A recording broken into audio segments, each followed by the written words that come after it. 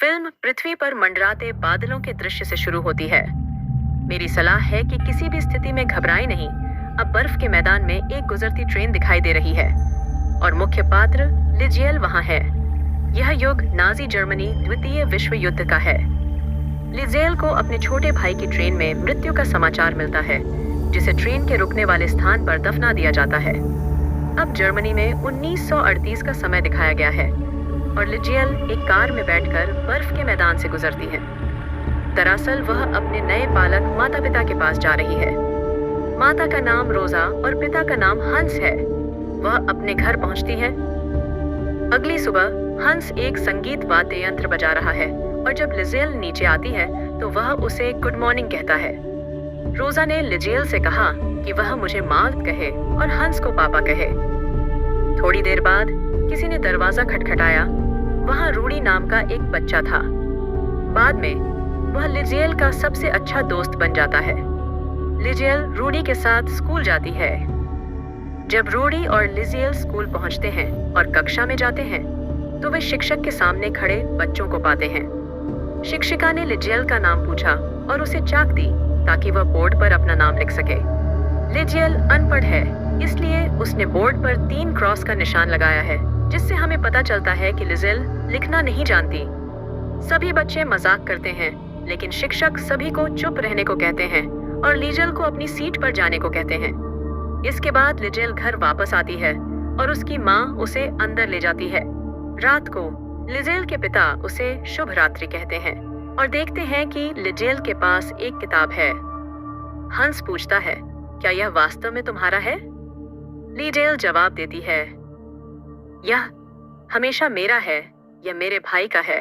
फिर वह पूछता है, क्या तुम्हें पता है कि यहाँ क्या लिखा है? इस पर लिजियल जवाब देती है, नहीं, क्योंकि वह पढ़ना नहीं जानती। हंस कहता है, मैं एक अच्छा पाठक नहीं हूँ, इसके बावजूद चलो शुरू करते हैं। फिर वे किताब पढ़ते हैं। वर्दी पहने हुए लिजियल अगली सुबह जर्मनों के बारे में एक गीत गाती है। इस बीच नवंबर 1938 का समय दिखाया गया है, जहां सेना हिंसक व्यवहार करते हुए एक बाजार में खिड़की के शीशे तोड़ रही है। पन्ने सड़क पर हर जगह बिखर गए हैं। अब एक घर का दरवाजा किसी ने खटखटाया है और मैक्स नाम का एक नया किरदार पेश किया गया है। वह एक यहूदी है। वह सैनिकों से बच निकलता है। फिर लिजियल का घर फिर से दिखाया गया है, जहां लिजियल के पिता हंस उसे पढ़ना सिखाते हैं और कहते हैं, मेरी मृत्यु के बाद मुझे सही तरीके से दफनाने का वादा करो। फिर हंस उससे किताब लेते हुए कहता है कि मेरे साथ आओ, मेरे पास तुम्हारे लिए एक सरप्राइज है, और लिजियल को बेसमेंट में ले जाता है। दीवार पर लिखे शब्द और अक्षर हैं। इसे शब्दकोश कहते हुए वह उसे एक चाक थमाता है और इन शब्दों को यहाँ लिखने की अनुमति देता है। लिजियल को पढ़ने और लिखने का शौक है, इसलिए वह खुशी से भर जाती है। लिजियल कहती है, धन्यवाद पापा। इसके बाद कोई हंस के घर पर दस्तक देने के लिए आता है। हंस लिजियल को जल्दी आने के लिए कहता है, अन्यथा हम परेड मिस कर देंगे। रात का समय है। सभी शहरवासी एक जगह पर इकट्ठे हुए हैं, जहां एक सेना अधिकारी भाषण दे रहा है। उनका मानना है कि राष्ट्रीय समाजवादी क्रांति के दौरान हमारे राष्ट्र को कम किया जाना चाहिए। हमारा दृढ़ संकल्प खुद को नैतिक और बौद्धिक रूप से साफ करना है। शिक्षा, रंगमंच, साहित्य, फिल्म और प्रेस सभी सहायक स्तंभ हैं जो हमारे राष्ट्र के व्यक्तित्व को आकार दे सकते हैं। यही कारण है कि हम इकट्ठा होते हैं, ताकि हम खुद को बौद्धिक गंदगी से मुक्त कर सकें। फिर वे किताबों के ढेर को जला देते हैं जो उनके बीच में रखा गया था, और वह कहते हैं, हमें उस बीमारी को जड़ से खत्म करना है जिसने पिछले 20 सालों से जर्मनी को संक्रमित किया है। अगर युद्ध होता है तो हम अपने दुश्मन का सामना करेंगे और अपने भविष्य के लिए तब तक खड़े रहेंगे जब तक हमें अंतिम जीत नहीं मिल जाती। युद्ध हमारे शत्रु को नष्ट कर देगा। लिजियल ध्यान से सुनती है और सभी लोग नारे लगा रहे हैं। अधिकारी यह भी कहता है कि हम सभी साम्यवादियों और यहूदियों को समाप्त कर देंगे। फिर वह नारा लगाता है, महान जर्मन एडोल्फ हिटलर। फिर सभी लोग हाथ सीधा करके एक गीत गाते हैं। थोड़ी देर बाद सभी चले जाते हैं। लिजियल किताबों के जलने वाले स्थान पर जाती है और एक गिरी हुई किताब को अपने कोट में छिपा लेती है और उसे उठा लेती है। वहां आकर हंस कहता है कि मैंने तुम्हें चर्च में मिलने के लिए कहा है। लिसेल कहती है, सॉरी पापा। किताबों के पन्ने हर जगह बिखरे पड़े हैं। लिसेल खांसती है क्योंकि छोटी जली हुई किताब उसके कोट में है। हंस इसके बारे में कुछ नहीं जानता, लेकिन केवल इतना कहता है, हम इसे गुप्त रखेंगे और तहखाने में जाने वाली अन्य पुस्तकों की तरह इसे पढ़ेंगे। लिसेल प्रसन्न होती है और पूछती है, क्या मेरी असली माँ साम्यवादी थी? क्या वह हिटलर था जिसने मेरी माँ को मारा? और कहती है कि मुझे हिटलर से नफरत है। हंस किसी के सामने यह कहने से मना करता है। घर आकर लिसेल H.G. वेल्स द्वारा लिखित द इनविजिबल मैन नामक पुस्तक पढ़ती है। अचानक कोई दरवाजे पर दस्तक देता है। दरअसल यह वही पात्र मैक्स है जो पहला यहूदी लड़ाका है। वह चिंतित हालत में मदद मांगता है। रोजा और हंस उसे ऊपर जाने का सुझाव देते हैं। हंस लिजेल को बताता है, मैक्स के पिता युद्ध में मेरे लिए अपने प्राणों की आहुति देते हुए मर गए और मैं उसके परिवार का ऋणी हूँ। फिर वह लिजेल से कहता है, मुझे अपने वचन दो कि तुम हमारे आगंतुकों के बारे में न तो किसी को बताओगी और न ही अपनी आत्मा को। लिजेल वचन निभाने का आश्वासन देती है और अगले दिन स्कूल चली जाती है। स्कूल के बाद रूडी के साथ खेलते हुए वह अपने घर आती है। रात को जब यहूदी मैक्स सो रहा होता है और उसके हाथ में एक किताब होती है। लिजेल अपनी किताब लेने ही वाली होती है कि अचानक मैक्स जाग जाता है और उसे जिज्ञासु लड़की कहकर पुकारता है। वह किताब के बारे में पूछते हुए उसे किताब लौटा देती है। मैक्स कहता है, यह हिटलर के बारे में है। लिजेल पूछती है, क्या तुम हिटलर से खुद को छिपा रहे हो? क्या तुम कम्युनिस्ट हो? क्या उन्होंने तुम्हारी माँ को मार दिया है? इस पर मैक्स जवाब देता है, नहीं, मैं यहूदी हूँ। अगली सुबह रोजा लिजेल के पास आती है, उसे कपड़े धोने का काम सौंपती है, कपड़े पहनती है और एक घर में जाने के लिए कहती है। थोड़ी देर में वह रूडी के साथ उस घर में पहुंच जाती है, जहां एक बूढ़ी औरत इल्सा उसे लाइब्रेरी में ले जाती है। उसे शायद पता चल गया था कि लिजेल को सीखने में दिलचस्पी है। किताबों को छूते हुए लिजेल को खुशी महसूस होती है और वह द ड्रीम करियर नामक एक किताब ले लेती है। फिर उसे याद आता है कि रूडी उसका बाहर इंतजार कर रहा है, इसलिए वह बूढ़ी औरत इल्सा को यह बताते हुए चली जाती है। लेकिन बूढ़ी औरत इल्सा उसे किसी भी समय किताब पढ़ने के लिए आने का प्रस्ताव देती है। अब मैक्स को बेसमेंट में दिखाया गया है, क्योंकि हंस के परिवार को सैनिकों के छापे का डर है, क्योंकि मैक्स यहूदी है। लिजेल भी बेसमेंट में जाती है और किताब पढ़ना जारी रखती है और हमेशा एक नया शब्द बेसमेंट की दीवार पर चाक से लिखती है, क्योंकि यह मुश्किल है। मैक्स उससे पूछता है, तुम्हें ये शब्द कहाँ मिलते हैं?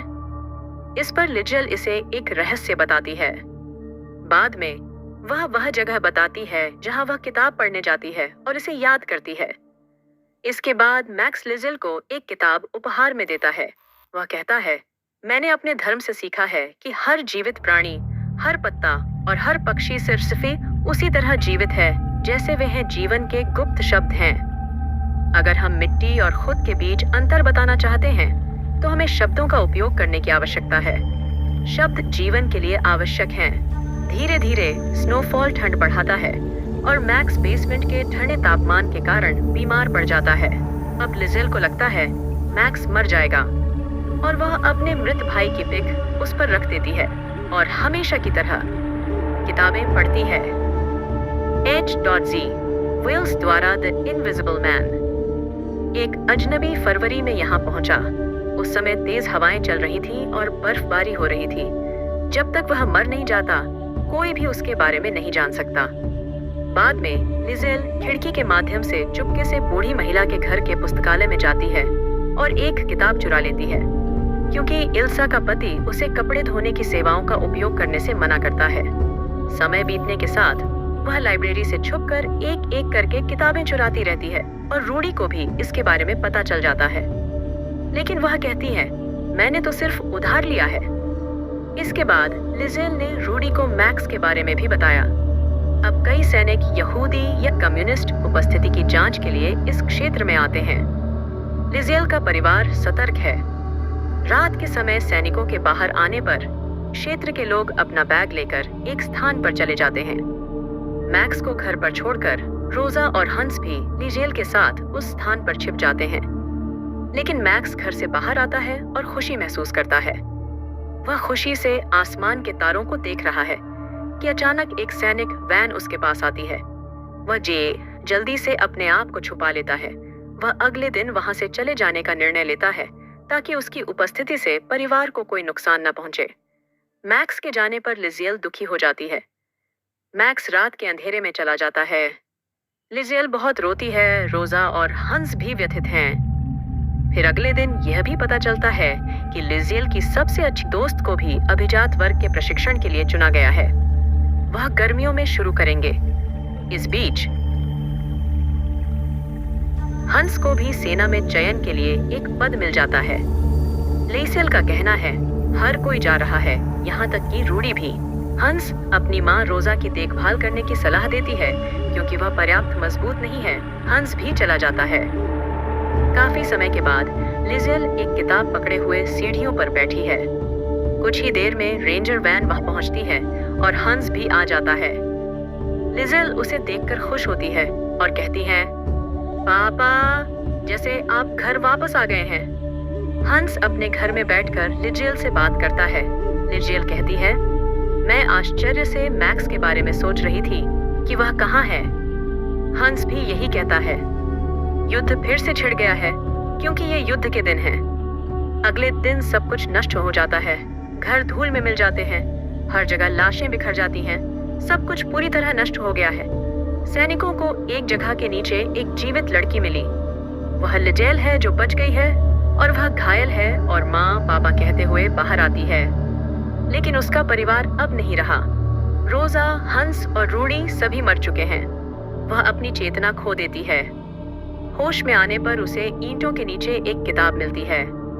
उसी समय बूढ़ी औरत इल्सा अपनी कार से वहां आती है जिसके घर लिजेल किताबें चुराने के लिए जाती थी। दौड़ते हुए वह उस महिला को गले लगा लेती है। 2 साल बाद लिजेल को रूडी के पिता की दर्जी की दुकान में काम करते हुए दिखाया गया है और वह दरवाजे पर मैक्स को देखती है और उससे खुशी खुशी मिलती है। अब 1945 का समय दर्शाया गया है और संयुक्त राज्य अमेरिका की सेना ने जर्मनी पर कब्जा कर लिया है। अब कहानी अपने अंत की ओर बढ़ती है। शुरुआती दृश्य जैसा ही बादल वाला दृश्य दिखाया गया। तभी मृत्यु के समय एक पुरुष कथावाचक की आवाज सुनाई देती है। मुझे महान चीजों का सामना करना पड़ा। मैंने विश्व के सबसे भयंकर विनाश को देखा है। मैंने भी महान आश्चर्य देखे हैं। लेकिन मैं सिर्फ इतना कहूंगा कि कोई भी हमेशा के लिए नहीं जीता। अंततः मैं अहंकारपूर्ण आनंद से भरा हुआ लिजेल पहुंचा क्योंकि उसने अपने जीवन के 90 वर्ष बुद्धिमानी से बिताए थे। कई लोग उसकी कहानियों से प्रभावित हुए। मैक्स की दोस्ती भी लिजेल की तरह ही स्थायी साबित हुई। अपने अंतिम विचारों में वह अपने साथ जुड़े हुए अनेक जीवनों के बारे में सोचती है। उनके 3 बच्चे और एक पोता हैंस, रोजा और रूडी हैं। अंत में शांति के अलावा कोई शब्द नहीं बचा।